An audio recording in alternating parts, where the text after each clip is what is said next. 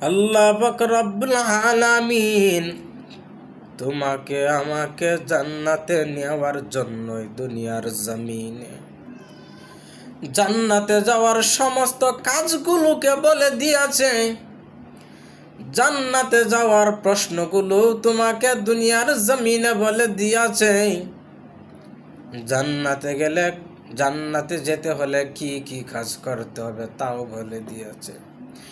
যদি আমার আল্লাহর জান্নাতে নেওয়া না নেওয়ার ইচ্ছাই থাকতো তাহলে তোমাকে প্রশ্নগুলো বলে দিত না। অতএব আল্লাহ চাই তুমিও জান্নাতে যাও, এটাও আল্লাহ চাই। কিন্তু আমি এত কপাল পুরা, আল্লাহর হুকুম আমরা কোনোভাবেই মানতে চাই না। যারা মানে না তাদের মতন কপাল পুরা আর এই জমিনে আর কেউ নাই।